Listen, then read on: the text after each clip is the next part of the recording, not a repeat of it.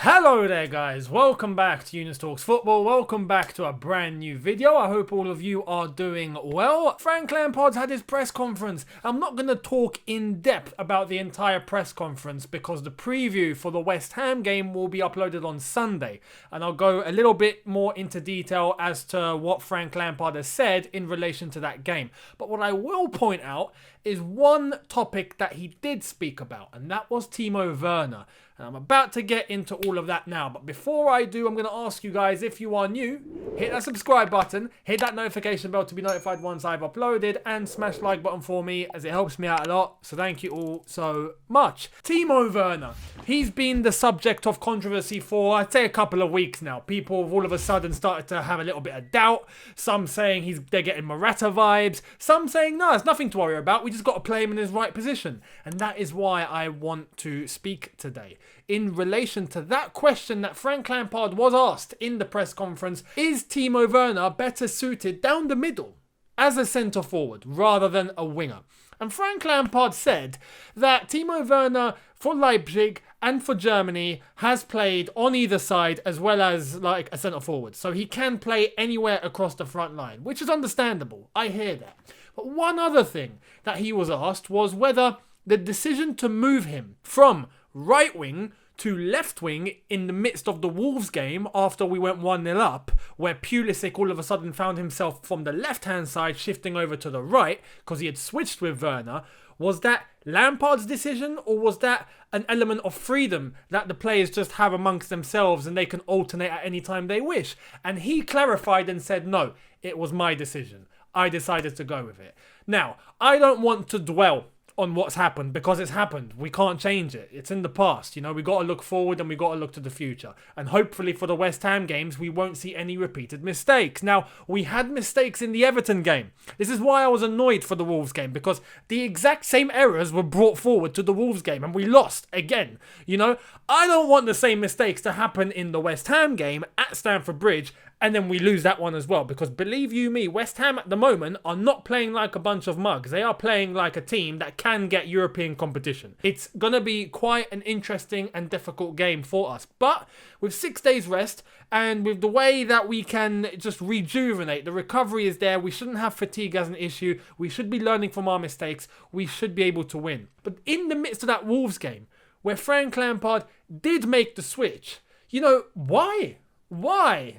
You know, I just don't get it. Frank Lampard said it himself, that Timo Werner can play on the left-hand side and he can play on the right-hand side. Well, hopefully, yeah, if Frank Lampard doesn't decide to switch the formation, because we still need to wait for Ziyech and for Hudson-Odoi and to see whether they're going to make it. But if they don't, and we still have a lack of wingers, if we don't switch the formation up, then okay, play Timo Werner on the wing, but I beg you play him on the right-hand side and not the left, because that way at least we get one winger that is in his element, and that's Christian Pulisic.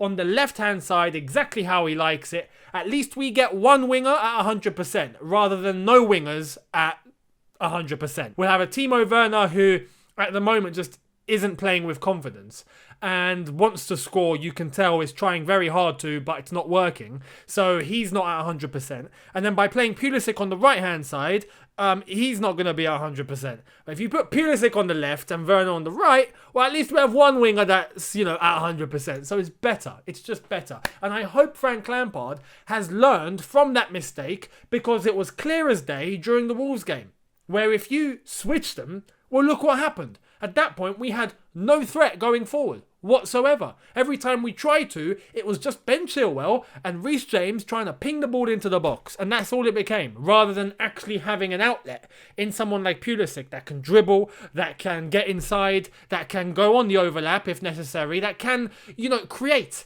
And we didn't allow him to after making that switch over to the right-hand side. So hopefully, because we have to understand one thing, Frank Lampard is a young coach. He's young. He's still inexperienced. He's going to be learning on the job. Now, this is why I don't want to go too harsh on Frank Lampard, because believe me, in the past, for managers that should be performing, I've been criticising them to a point of oblivion. I have done that in the past. AVB was a very prime example for you proper OGs that were there that remember when I was just on AVB's case and I was like, look, this guy needs to go. He needs to go. I was full AFTV mode for AVB. I swear, if Troops had seen me back then, he'd be impressed. But look, honestly, I don't want to do that with Lamps because Lamps, we know, is new on the block and he's learning as time goes on. He's learning as the job goes on. But I don't want to see the same repeated mistakes. You know, you make a mistake, cool, no problem, but learn from it. You know? Don't repeat it, because if you repeat it and then you repeat it again, well, clearly you just think it's the right thing to do, and in that case you're insane, because the definition of insanity is doing the same thing over and over again and expecting a different result. If you're getting the same result, which is negative, you're doing the same mistake, you're insane. So I don't want to call Frank Lampard insane. You know, we've got to give the benefit of the doubt, but as long as he learns from that and he doesn't make that same mistake, cool. In relation to Timo Werner, should he actually be playing as a centre forward? Now, I've just, spoken about the whole winger issue and maybe, yeah, okay, if we're playing him on the wing, then stick him on the right, cool. But is the solution to just play him up front?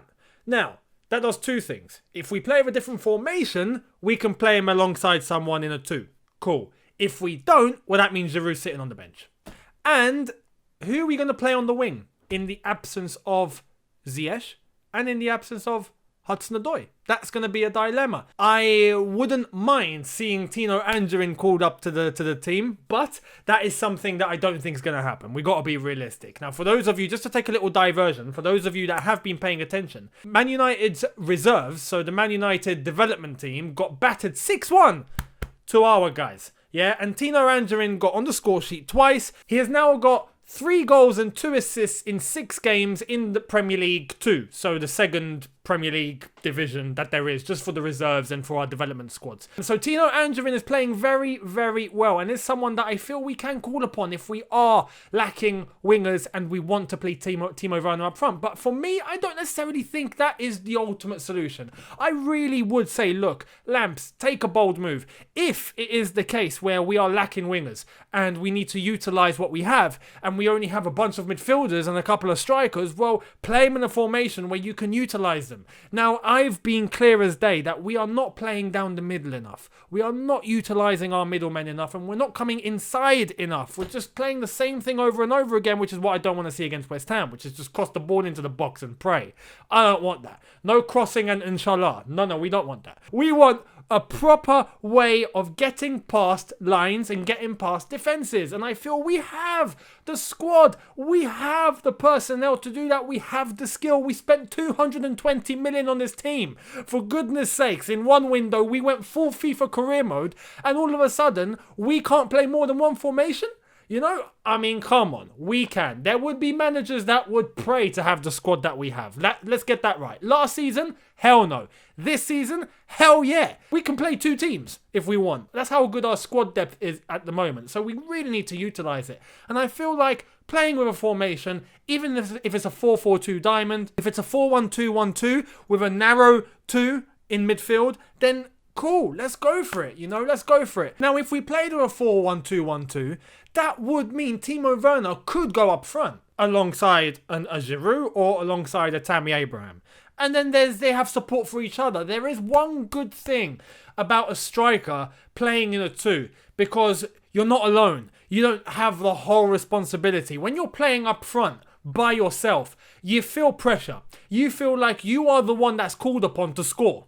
And if you're not delivering, you're letting your team down. That is this, unless if you're really strong-minded. But that is the thing that crosses your head. That is the thought that you always think about when you're playing up front by yourself. But if you're playing alongside someone, you have someone to combine with, you share that workload and you share that responsibility. And I think right now for Timo Werner, that would be a good thing. Especially alongside someone like Giroud, who is banging in goals at the moment. And when you look at the tallies, they're pretty much neck and neck now. So I think they will benefit each other, and if Timo Werner can gain some confidence from that role, then brilliant, it's only going to help him. We've seen what he can do up front, and we've seen what he can do playing as a centre forward. Now, some of you are probably going to say, well, that doesn't help, because where are we going to play Pulisic? What are we going to do? Well, in that case, that's where we need to probably experiment, because in a 4-1-2-1-2, we have a 1 in behind the 2. Some would probably say play Kai Havertz there. At the moment, probably not. If Kai Havertz is not going to be playing there, There you are. Christian Pulisic. That's his role. As a 10 in the middle. And then let him go left and right as he pleases. Give him the free roaming role and let him be creative. Let him be creative. And behind them, you have two midfielders in Mason Mount and Kovacic. You know, and N'Golo Kante behind them, and you're sorted. You need to adapt. And right now, if we are lacking in wingers, well, we need to change this. We need to change the formation. That's just my opinion.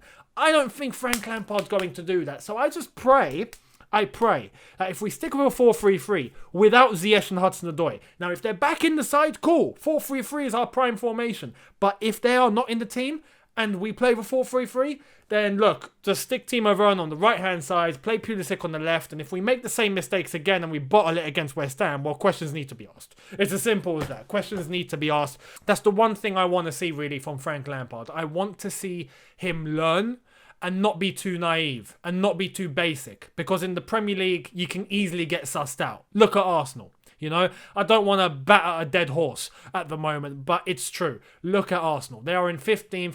To be honest, you know, the banter is the banter, but I sympathise with their fans. You know, they have been through hell. You know, they have been through...